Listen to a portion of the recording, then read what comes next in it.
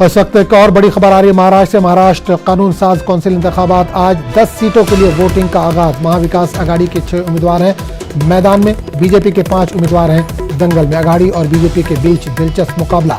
राज्यसभा चुनाव में बीजेपी को हासिल हुई थी जीत। तो बड़ी खबर इस वक्त महाराष्ट्र से आ रही है। महाराष्ट्र कानून साज कौंसिल इंतखाबात, आज 10 सीटों के लिए वोटिंग का आगाज। महाविकास आघाड़ी के 6 उम्मीदवार हैं मैदान में, बीजेपी के 5 उम्मीदवार हैं दंगल में।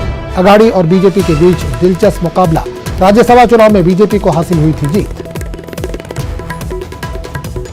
और इससे पूरे मामले पर बात करने के लिए हम सीधे रुख करेंगे मुंबई का, जहां से हमारे नुमाइंदे वसीम इस वक्त जुड़े हैं। वसीम, बड़ी खबर आ रही है इस वक्त महाराष्ट्र में वोटिंग का आगाज हो चुका है। कानून साज कौंसिल के इंतखाबात, किस तरह का माहौल देख रहे हैं?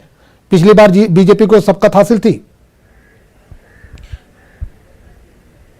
देखिए, जिस तरह से पिछली बार राज्यसभा चुनाव के अंदर जो आंकड़े नहीं थे, इसके बावजूद भी बीजेपी ने जिस तरह से अपनी तीसरी सीट जीत ली थी, उसके बाद ये जो मुकाबले हैं विधान परिषद के जो चुनाव हो रहे हैं, इन 10 सीटों में 11 उम्मीदवार खड़े हैं, इन्हें लेकर बहुत ही ज़्यादा रोचक हो चुके हैं और सभी लोग अपने अपने तरीके से इसमें पूरी तरीके से अपनी ताकत लगा दी है। जहाँ तक की बात करें तो 10वीं सीट ही सबसे ज़्यादा अहम मायने रख रही है। 2 बड़े नेता, खासकर बीजेपी और कांग्रेस, ये दोनों के बीच में जंग देखने को मिल रही है। जो आंकड़े के अनुसार जो कांग्रेस के नेता हैं भाई जगताप, उन्हें 8 वोटों की कमी है और महाविकास आघाड़ी के पास उतने वोट हैं। अगर वो सही तरीके से अगर नहीं फूटते हैं, उन्हें मिलते हैं, तो कांग्रेस की राह आसान हो जाएगी। और ये कांग्रेस के अस्तित्व की बात है, क्योंकि भाई जगताप मुंबई के अध्यक्ष भी हैं और ऐसे वक्त में अगर उनकी हार होती है तो कांग्रेस को बहुत बड़ा झटका लग सकता है। तो वहीं पर बीजेपी के जो 5 उम्मीदवार हैं प्रसाद लाड, उन्हें 20 वोटों की लगभग जरूरत है। जो आंकड़े हैं उन आंकड़ों के हिसाब से बीजेपी को 20 वोट जुटाने हैं। ये काफ़ी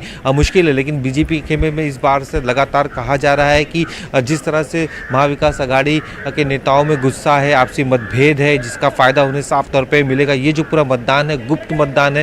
राज्यसभा का जो मतदान हुआ था वो विधायक बाकायदा देख के ही वोट कर रहे थे, लेकिन ये तो गुप्त मतदान है, इसके अंदर उन्हें ज़्यादा से ज़्यादा वोट मिल सकते हैं बीजेपी के आपसी मतभेद की वजह से। सभी तरीके से सभी नेताओं को लगातार अलग अलग होटलों में रखा गया है। बीजेपी के कई विधायक यहाँ धीरे धीरे पहुँचने लगे, एनसीपी के विधायक पहुँचे, जो शिवसेना के विधायक है वो होटल रिनाइसेंस से निकले हैं, लेकिन मुंबई में हो रही बारिश और ट्रैफिक की वजह से अब तक विधान भवन नहीं पहुँच पाई। ये जो टाइमिंग है वोटिंग का 9 बजे से लेकर शाम 4 बजे तक है। ये 285 विधायक जो है इसमें पूरी तरीके से वोटिंग करेंगे। एक कैंडिडेट को जीतने के लिए लगभग 26 वोटों की जरूरत है। 3 नतीजे कब तक आएंगे? आज शाम में नतीजे आ जाएंगे इसके?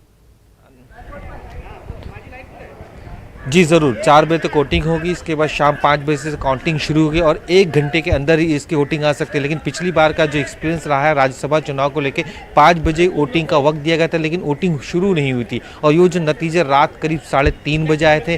कई तरीके की शिकायत बीजेपी के खेमे से चुनाव आयोग को की गई थी, महाविकास आघाड़ी की तरफ से की। दोनों के बीच में काफ़ी टेंशन का माहौल देखने को मिला था। अगर उसी तरह के टेंशन अगर यहाँ पे देखने को मिला तो हो सकता है कि नतीजे आने में वक्त लगे, नहीं तो नतीजे की जो काउंटिंग की शुरुआत होगी वो शाम के 5 बजे से शुरुआत होगी और 1 घंटे के अंदर नतीजे आने चाहिए, इस तरह के अनुमान लगाए जा रहे हैं। जी चलिए वसीम, बहुत बहुत शुक्रिया इस तमाम जानकारी के लिए।